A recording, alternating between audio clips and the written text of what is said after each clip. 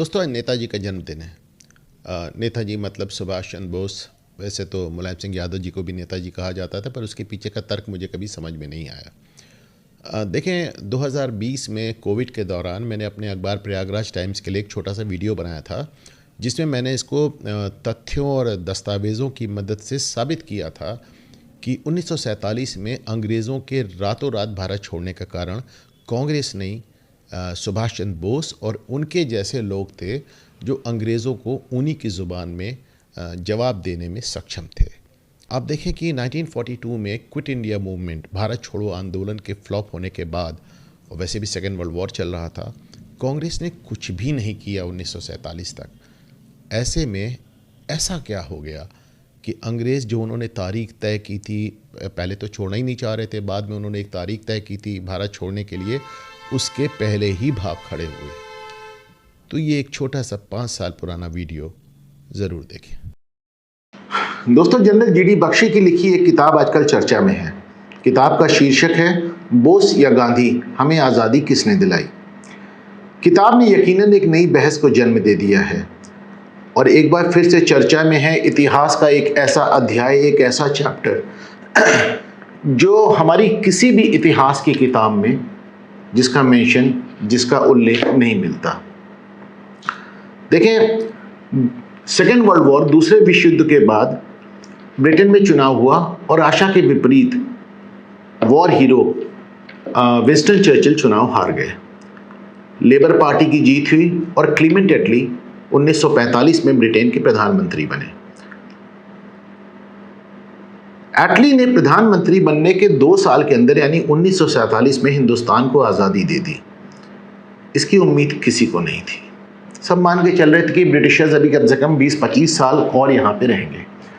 तो क्या वजह थी कि ब्रिटेन को अपनी सबसे बड़ी और सबसे मुफीद कॉलोनी से इस तरह रुखसत होना पड़ा। 1955 में बीबीसी को डॉक्टर भीमराव अंबेडकर ने एक इंटरव्यू दिया था। उसका लिंक मैंने यहाँ वीडियो में दिया हुआ है।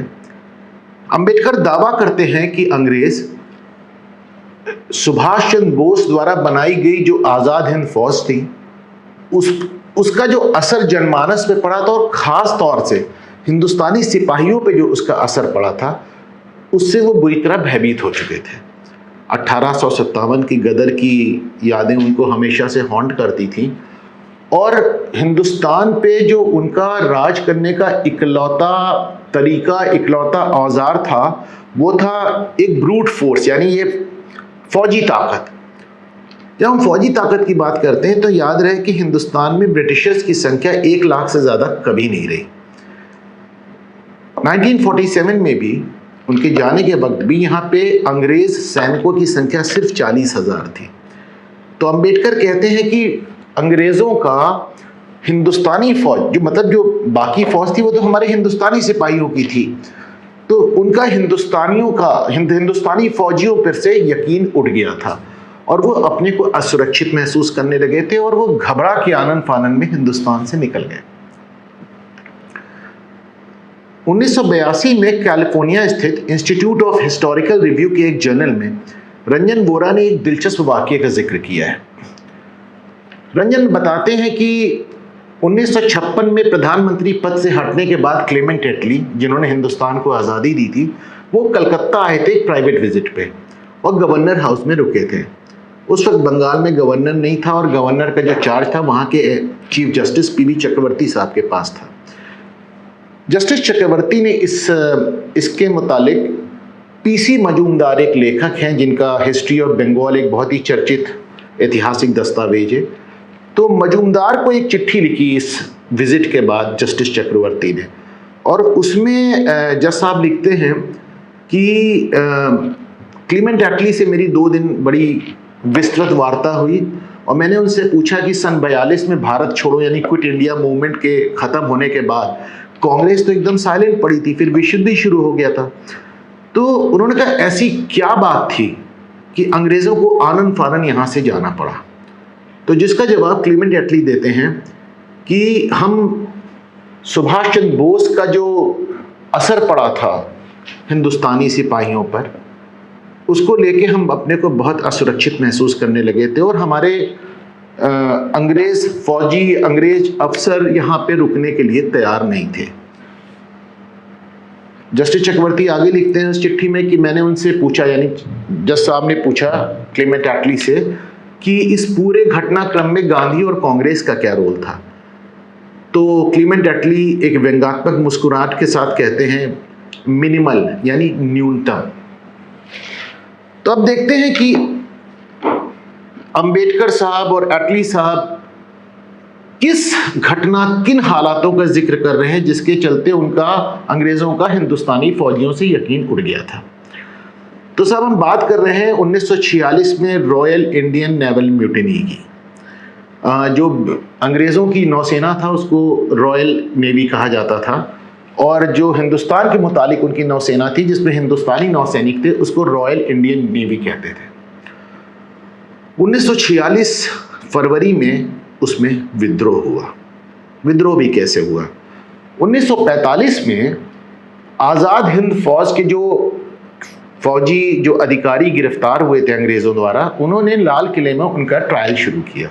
और ये सबसे फेमस जो ट्रायल था वो major general Shahnawaz Khan, lieutenant colonel Gurbaksh Singh Dhillon और लेफ्टिनेंट कर्नल प्रेम सहगल, यानी एक हिंदू, एक मुसलमान और एक सिख, इन तीनों का लाल किले में एक अस्थाई अदालत बना के ट्रायल शुरू किया। और अंग्रेज इसके माध्यम से एक मैसेज देना चाहते थे, क्योंकि 1857 की क्रांति के बाद भी उन्होंने इसी लाल किले में एक अस्थाई अदालत बना के ट्रायल किया था। उसमें बहादुर शाह जफर पे मुकदमा चला था जिसमें उनको आजीवन कारावास करके रंगून भेज दिया गया था। तो डेफिनेटली ब्रिटिश हुकूमत एक मैसेज देना चाहती थी कि 1857 की क्रांति का जो हश्र हुआ वही हश्र हम इस तरह की किसी भी हरकत का करेंगे। पर हुआ उल्टा। आप देखिए कि पूरे सेकेंड वर्ल्ड वॉर के दौरान न्यूज़ पूरी सेंसर्ड थी, तो हिंदुस्तानियों को, हिंदुस्तानी जनता को कभी इस बात का अंदाज़ा ही नहीं लगा कि सुभाष चंद्र बोस ने किस तरह एक आज़ाद हिंद फौज का गठन किया, किस तरह उन्होंने अंग्रेज़ों से लड़ाई की, किस तरह उन्होंने अंडमान निकोबार को जीतकर उस पर तिरंगा फहराया, एक स्वतंत्र राष्ट्र की घोषणा की। उन्हें कुछ मालूम ही नहीं था। तो जब major Shahnawaz Khan, lieutenant colonel Dhillon, lieutenant colonel Prem Sehgal पे मुकदमा चला, तो उन्होंने जो अपना बयान दिया, और सबसे महत्वपूर्ण इनका मुकदमा जिन्होंने लड़ा, भूला भाई देसाई, बड़े वकील थे, शानदार वकील थे, तो उनकी जो बहस थी वो उस समय अखबारों में बड़े अच्छे से छपी। और हिंदुस्तान की जनता को पहली बार मालूम पड़ा कि जिस सुभाष चंद्र बोस को वो भूल चुके थे वो खाली नहीं बैठे थे। उन्होंने तो बाकायदा इतना बड़ा कारनामा अंजाम दे दिया था, विदेश से जाके एक पूरी फौज बना ली थी और अंग्रेजों पे चढ़ दौड़े थे। हिंदुस्तानी जनमानस इसको लेके बहुत ज्यादा भावुक हो गया। गली गली में बोस की तस्वीरों के साथ जय हिंद का नारा गूंजने लगा। जय हिंद का नारा भी माना जाता है बोस साहब ने दिया, वैसे दिया भी बोस साहब ने, लेकिन पहली बार इस नारे को बोस साहब ने एक पिल्लई करके एक हिंदुस्तानी क्रांतिकारी था जो ऑस्ट्रिया में मिला था, उसके मुंह से सुना था। लेकिन इस नारे को बोस को सजेस्ट करने वाले आबिद हुसैन थे। आबिद हुसैन जर्मनी में गए थे इंजीनियरिंग की पढ़ाई करने और बोस से प्रभावित होकर उनके सचिव हो गए थे। और जब फौज में बोस को एक कौमी नारे की जरूरत थी तो आबिद हुसैन ने इसको सजेस्ट किया था कि साहब जय हिंद का नारा कैसा रहेगा। नेताजी को पसंद आया और उन्होंने इसको अपना वॉर क्राई यानी कि युद्ध घोष बना लिया। बहरहाल जनता का रुख एकदम बदल चुका था। गांधी, नेहरू वगैरह सब किनारे पड़ गए थे और जनमानस बोस में अपना नया नायक तलाशने लगा था। हालात ये थे कि जब ट्रायल चल रहा था ये आज़ाद हिंद फौज के फौजियों का, तो अंदर मुकदमा चलता रहता तो बाहर हजारों लोग खड़े होकर जय हिंद नारे लगाते रहते थे। पूरे मुल्क के हालात ये हो गए थे। और इसके ठीक बाद फरवरी में 1945 में ट्रायल शुरू हुआ और फरवरी 1946 में जो ब्रिटेन का एक जंगी जहाज खड़ा हुआ था HMIS Hindustan, HMIS Akbar, HMIS तलवार, तो उसमें जो ये अकबर जो एक शिप था उससे एक विद्रोह शुरू हुआ। और इस विद्रोह का नेतृत्व कर रहे थे सिग्नल मैन MS खान और पेटी ऑफिसर मदन सिंह। इस विद्रोह का अंदाजा आप इस तरह लगाएं कि केवल 24 घंटे में 78 जंगी जहाज विद्रोहियों के कब्जे में आ गए थे। 20 बंदरगाहों पे इनका कब्जा हो गया था और 20,000 सैनिक विद्रोह के लिए उठ के खड़े हो चुके थे। मद्रास और पूना तक के फौजी कैंटोनमेंट्स में आग लग चुकी थी। पूरे देश में जगह जगह बवाल हो रहे थे, लोग अथॉरिटीज को चैलेंज कर रहे थे, पुलिस से और आर्मी से मुठभेड़ कर रहे थे। ब्रिटिश कलेक्टर्स लिख के दे रहे थे कि फौजी हमारे कहने पे ना लाठी चार्ज कर रहे हैं, ना हमारे कहने पे गोली चला रहे हैं। ये सारी रिपोर्ट बना के वाइसरॉय ने उस समय ब्रिटिश हुकूमत को इंग्लैंड भेजी। बहरहाल इन जंगी जहाज़ों से जो ब्रिटेन का जो झंडा था यूनियन जैक, उसको फाड़ के फेंक दिया गया और उसकी जगह इन फौजियों ने, इन नौसैनिकों ने, इन विद्रोहियों ने 3 झंडे फहरा दिए। एक आज़ाद हिंद फौज का, दूसरा कांग्रेस का और तीसरा मुस्लिम लीग का। गौर करें, बात 1946 की हो रही है। मुल्क के बंटवारे और मुल्क की आज़ादी के केवल 1 साल पहले पूरा मुल्क सांप्रदायिक आधार पे बढ़ चुका था। पाकिस्तान की डिमांड अपने चरम पे थी और ऐसे समय में ये विद्रोही कांग्रेस और मुस्लिम लीग और आज़ाद हिंद फौज के झंडे साथ साथ लहरा के कौमी एकता की एक मिसाल पेश कर रहे थे। जाहिर है बंटवारे का मन बना चुकी कांग्रेस और मुस्लिम लीग दोनों को ही ये विद्रोह रास नहीं आया। कांग्रेस ने और मुस्लिम लीग ने, गांधी ने और जिन्ना ने भरपूर निंदा की इसकी। कांग्रेस ने बाकायदा देश से अपील की कि कोई भी आदमी इन विद्रोहियों को मदद ना दे, लेकिन उनकी अपील को एकदम अनसुनी करते हुए हजारों लोग मुंबई में गेटवे ऑफ इंडिया में पहुंच गए और वहां जाकर उन्होंने विद्रोहियों को खाने पीने का सामान दिया। हालात ये हो गए कि जो ये हिंदुस्तान करके जहाज था, इसकी जो तोपें थी वो ताज होटल पे तान दी गई। ताज होटल पे उस समय सब ब्रिटिशर्स रह रहे थे। 22 और 23 फरवरी को पूरा मुंबई बंद हो गया, ट्रेनों में आग लगा दी गई, 11 फौजी ट्रक फूंक दिए गए, रोड ब्लॉक्स हो गए और केवल 2 दिन के अंदर 230 से ज्यादा लोग मारे गए। पूरे देश, आप समझिए कि ये जो रिवोल्ट मुंबई से शुरू हुआ तो कराची से लेके कलकत्ता तक और पूना से लेके मद्रास तक फैल गया था। इन गंभीर हालातों में कांग्रेस ने विद्रोहियों से वादा किया कि तुम समर्पण कर दो, देखो हम तुम्हारा साथ नहीं दे सकते, तुम समर्पण कर दो, तुम्हारे खिलाफ कोई कार्रवाई नहीं होगी। मोहम्मद अली जिन्ना ने मजहब के आधार पर तमाम मुस्लिम विद्रोहियों से अपील की कि वो सरेंडर कर दें। सरेंडर हो गया। वो अलग बात है कि कांग्रेस का वादा नहीं रखा गया और जो 500 जो नेता थे जो विद्रोह को लीड कर रहे थे, उन सबको नेवी से कोर्ट मार्शल करके बर्खास्त कर दिया गया। 1 साल बाद जब मुल्क का बंटवारा हुआ, आज़ादी हुई, तो इन लोगों ने इंडियन नेवी से कहा, उधर पाकिस्तानी नेवी से कराची में उन लोगों ने कहा कि साहब अब तो हमको वापस नौकरी में रख लिया जाए, पर इन्हें नौकरी तो खैर नहीं मिली। कांग्रेस सरकार ने इन विद्रोहियों को स्वतंत्रता सेनानी मानने से भी इनकार कर दिया।